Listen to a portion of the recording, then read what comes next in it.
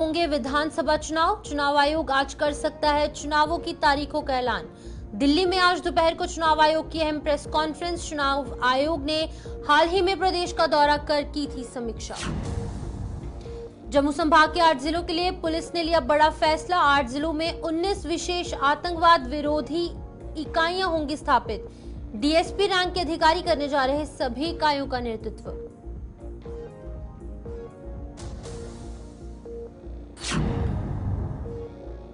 वहीं कोलकाता में डॉक्टर के साथ दरिंदगी पर बवाल। देश भर के कई अस्पतालों में डॉक्टर हड़ताल पर। जीएमसी जम्मू और जीएमसी उधमपुर में दिखा असर। इमरजेंसी सेवाएं और ओपीडी सर्जरी हुई प्रभावित।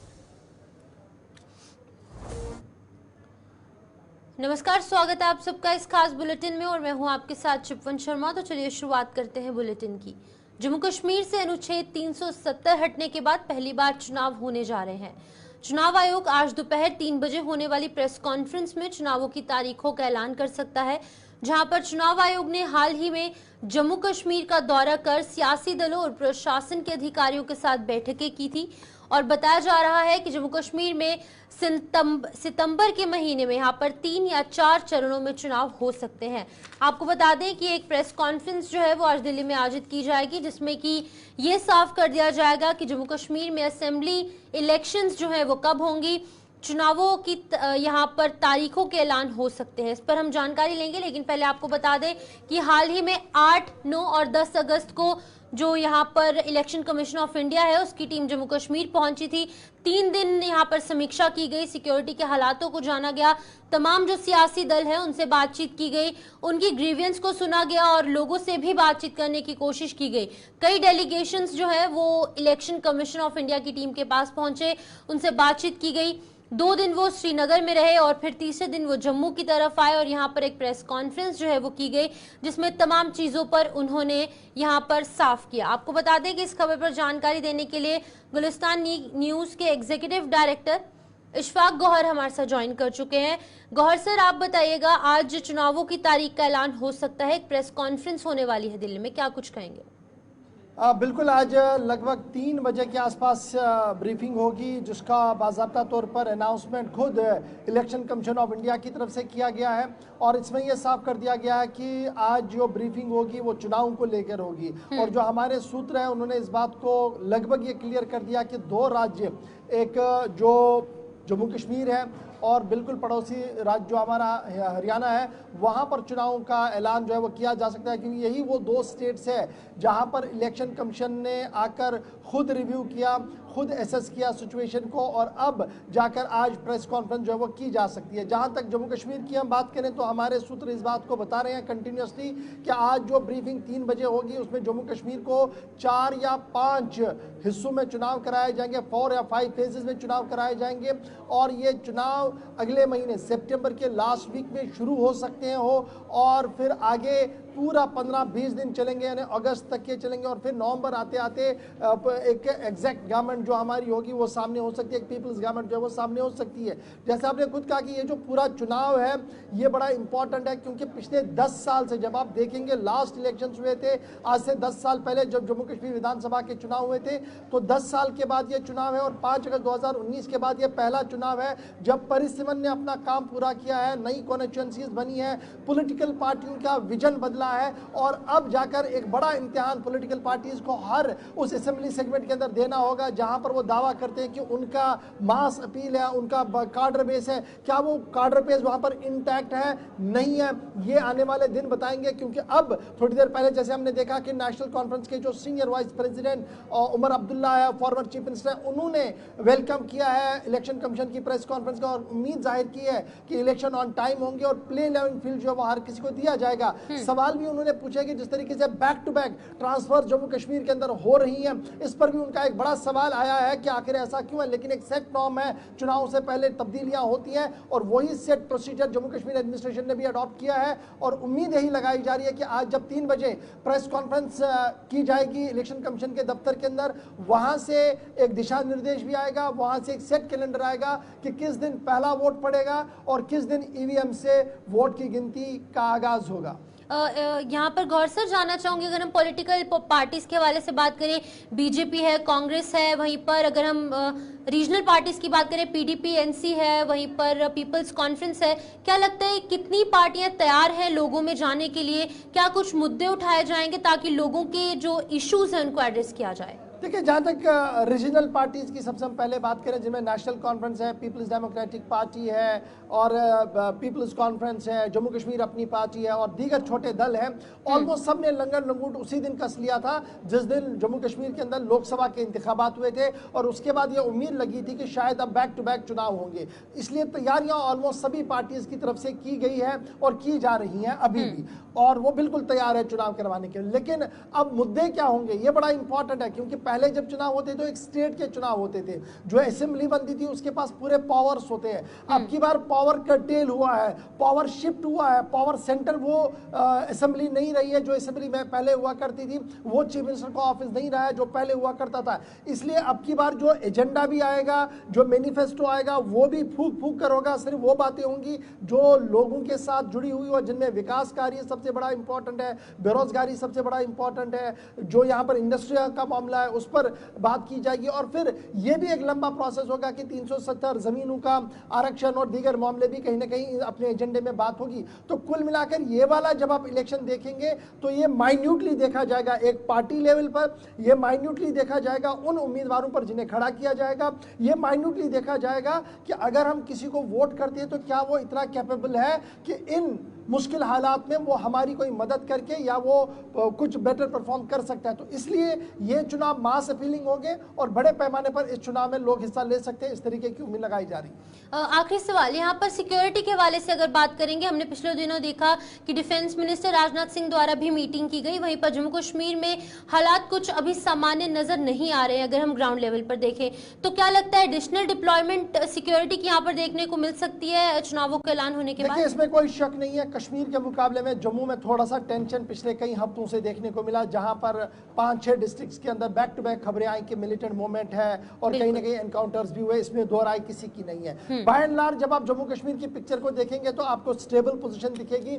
ज्यादा कोई पैनिक नहीं है। फॉरेस्ट एरियाज के अंदर ये सारी चीजें जो वो चल रही है और वहां पर सिक्योरिटी एजेंसी अपना काम कर रही है। एक तरफ से बड़ा क्लियर पॉइंट है जो होम सेक्रेटरी ने भी इलेक्शन कमीशन के सामने रखा, जिसके बाद यह फैसला हुआ कि जम्मू कश्मीर के अंदर चुनाव कराया जाए। लेकिन एक बड़ा सवाल यह है कि जब हमने इलेक्शन में जाना है तो ये दूर दराज गांव में जाना है, अलग अलग इलाकों के अंदर जाना है, तो सिक्योरिटी डिप्लॉयमेंट होनी चाहिए। ऑलरेडी जम्मू कश्मीर के अंदर अमरनाथ यात्रा चल रही है, यात्रा के दौरान जो सिक्योरिटी यहां लगाई गई है वो यहां पर रुकेगी और एडिशनल 6000 पैरामिलिट्री फोर्सेस को डिप्यूट किया जाएगा मुख्तलिफ इलाकों से जम्मू कश्मीर की ओर, ताकि जम्मू कश्मीर के अंदर जहां पर भी सिक्योरिटी डिप्लॉयमेंट की जरूरत है, एस्कॉर्ट की जरूरत है, प्री एडवांस की जरूरत है, वो सारी प्लानिंग प्री हो और चुनाव से पहले पहले एक मुकम्मल तौर पर पीसफुल एटमॉस्फेयर बनाया जाए। लगभग इलेक्शन कमीशन ने यह पूरा प्लान जो है वो एग्जीक्यूट करना शुरू किया गया और यही वजह है कि टॉप से लेकर बॉटम तक ट्रांसफरें हो रही हैं और अहम आदमियों को कुछ अहम पोस्टों पर भी लगाया जा रहा है, जिनके बारे में यह माना जा रहा है कि उनकी पकड़ ग्राउंड पर बहुत ज्यादा मजबूत है।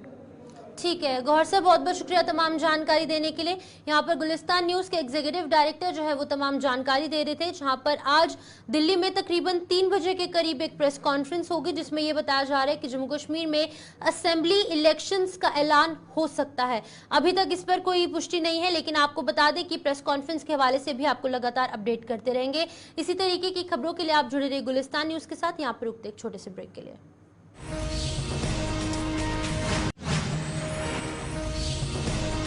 और जम्मू कश्मीर के प्रभारी तरुण चुग ने चुनाव आयोग की सराहना करते हुए कहा कि भाजपा भी चुनावों का बेसब्री से इंतजार कर रही है। उन्होंने कहा कि चुनाव आयोग का जो भी फैसला होगा भाजपा उसका सम्मान करेगी। वहीं तरुण चुग ने आगे ये कहा है कि प्रधानमंत्री नरेंद्र मोदी के नेतृत्व में जम्मू कश्मीर से टेररिज्म कैपिटल का धब्बा अब मिट चुका है और अब ये टूरिज्म कैपिटल बन चुका है। आप भी सुनिए क्या कुछ कहना है तरुण चुग का। भारतीय जनता पार्टी हमेशा ही चुनाव आयोग का, इंस्टीट्यूशंस का, लोकतंत्र का सम्मान करती है। भारतीय लोकतंत्र विश्व का सबसे पुराना लोकतंत्र है। हम विश्व की नानी दादी हैं लोकतंत्र के मामले में। और चुनाव आयोग, भारत का चुनाव आयोग एक इंडिपेंडेंट, सम्मानित संस्था है जिससे दुनिया के बड़े बड़े देश चुनाव का इतना बड़ा संचालन कैसे किया जाता है वो समझते हैं। और निश्चित रूप से एक जिम्मेवार राजनीतिक दल होने के नाते जम्मू कश्मीर के चुनाव की जो भी घोषणा होगी भारतीय जनता पार्टी इसमें भागीदारी करेगी। चुनाव घोषित करने का काम चुनाव आयोग का है। भारतीय जनता पार्टी एक जिम्मेवार राजनीतिक दल होने के नाते उन डेट्स का जब भी चुनाव घोषित होगा उसमें पार्टिसिपेट भी करेगी। और जिस तरह प्रधानमंत्री श्री नरेंद्र मोदी जी के नेतृत्व में जम्मू कश्मीर आगे बढ़ा है,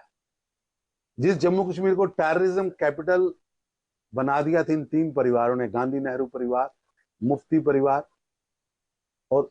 अब्दुल्ला परिवार ने, आज उस टैग से निकलकर जम्मू कश्मीर टूरिज्म कैपिटल बना है।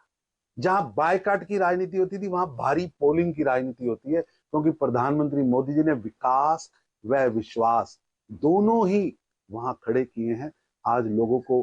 पूर्ण विश्वास है 370 और 35 की जंजीरों से टूटने के बाद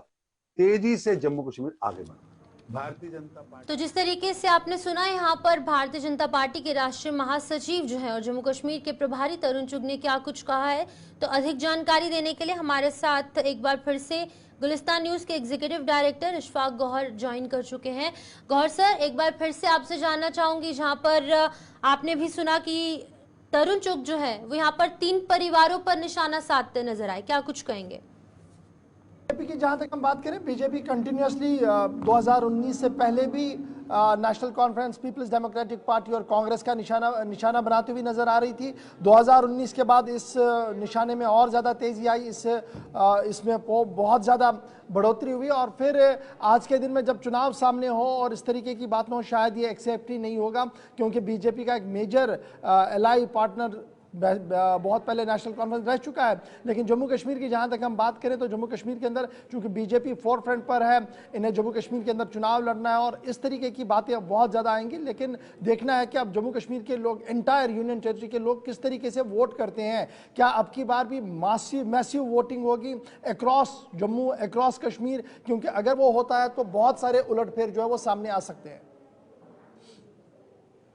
अगली खबर पर भी आपसे जानकारी लेंगे, तो चलिए इसी बीच अगली खबर की बात करेंगे, जहां पर जम्मू कश्मीर पुलिस ने जम्मू संभाग के 10 जिलों में यहां पर 8 के लिए 19 विशेष आतंकवाद निरोधी इकाइयां जो है वो स्थापित करने का फैसला किया है, ताकि पीर पंजाल पर्वत श्रृंखला के दक्षिण में और केंद्र शासित प्रदेश की चिनाब घाटी में भी यहां पर शांतिपूर्ण तरीके से काम किया जा सके और यहां पर जो आतंकवाद लगातार बढ़ रहा है, आतंकवाद पनप रहा है, ऐसी घटनाओं से निपटा जा सके। ये फैसला केंद्र सरकार द्वारा पूर्व एनएसजी प्रमुख नलिन प्रभात को जम्मू कश्मीर का विशेष डीजीपी नियुक्त करने के तुरंत बाद लिया गया और इन इकाइयों का नेतृत्व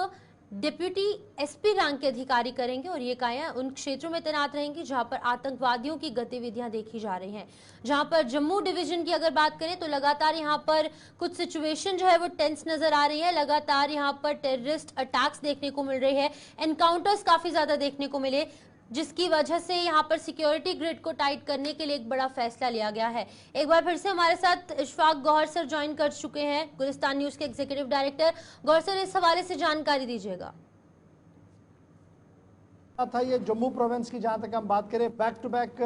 इंसिडेंट्स हुए थे, चाहे वो कठुआ के अंदर हुए हो, सांबा के अंदर हुए हो, डोडा के अंदर हुए हो, पुंछ राजौरी के जंगलों के अंदर हुए, तो ये इंसिडेंट्स सारे मॉनिटर किए गए हैं। और जो पिछले दिनों डिफेंस मिनिस्टर ने दिल्ली के अंदर मीटिंग ली थी और उससे पहले high level meeting home minister साहब ने ली थी, जिसमें यह कहा गया कि भूमिका का ऑपरेशन बनाया जाए, एक सिस्टमैटिक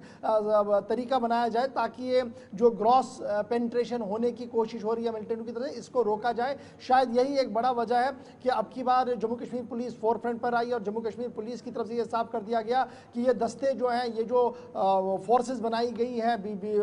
जेकेपी के अंदर, जम्मू कश्मीर पुलिस के अंदर, इनका काम स्पेसिफिकली काउंटर टेरर ऑपरेशन चलाना है, सिटी ऑपरेशंस को चलाना है, यानी मिलिटेंसी के मुखालिफ ऑपरेशंस को चलाना है एक तरफ से। दूसरी तरफ से ये डिस्ट्रिक्ट के अंदर जो है वो लॉ एनफोर्समेंट एजेंसीज को भी मदद करेंगे अमन कानून की सूरत हाल को बहाल करने के लिए। सीनियर मोस्ट ऑफिसर, जैसे आपने खुद कहा कि डीएसपी रैंक के ऑफिसर को लगाया गया है और ये पलटने जो है ये ग्राउंड जीरो पर पेनिट्रेट करेंगे करेंगी, लोगों के साथ संवाद करेंगी, लोगों के अंदर एक कॉन्फिडेंस बिल्डिंग मेजर के तौर पर काम करेगी, ताकि ज़्यादा से ज़्यादा इंफॉर्मेशन जो है वो पुलिस तक और कन्फाइंड ऑपरेशन जो है वो चलाया जा सके आतंकियों के खिलाफ, जो फिलहाल जम्मू के कुछ इलाकों के अंदर जो है वो पिछले कई दिनों से देखे जा रहे हैं। यही वजह है कि जम्मू कश्मीर पुलिस ने ये नई स्ट्रेटजी की है, और इस नई स्ट्रेटजी के अंदर कुछ नए हथियार जो इस वक्त बहुत ज़्यादा ज़रूरी जम्मू कश्मीर पुलिस को थे, वो देने का फैसला लिया गया है। नाइट विजन डिवाइसेस देने का फैसला लिया गया है, कुछ नए गैजेट जिससे वो सैटेलाइट फोनों की जैमिंग और दीगर चीज़ें कर सकती हैं, वो तमाम चीज़ें जो है वो इन धारावल दस्तों को दी जाएंगी, जिनको ये काम सौंपा गया है एंटायर जम्मू के 8 से 9 इलाकों के अंदर ये ऑपरेशन चलाने के लिए। ठीक है गौर साहब, बहुत बहुत शुक्रिया तमाम जानकारी देने के लिए। जहां पर गुलिस्तान न्यूज के executive director Ishfaq Gauhar sir हमें तमाम चीज़ों के बारे में अपडेट कर रहे थे, जहां पर कि असेंबली इलेक्शंस कब ऐलान हो सकता है, वहीं पर इसको लेकर सिक्योरिटी की हाई डिप्लॉयमेंट भी जम्मू कश्मीर के कुछ रीजन्स में देखने को मिल सकती है, क्योंकि यहाँ पर सिचुएशन थोड़ी सी टेंस नजर आ रही है। अब क्या कुछ आगे देखने को मिलेगा वो भी आपको गुलिस्तान न्यूज़ के माध्यम से ज़रूर आप तक पहुँचाएंगे। फिलहाल के लिए इस बुलेटिन में इतना ही, मुझे दीजिए इजाज़त और आप जुड़े रहिए गुलिस्तान न्यूज़ के साथ।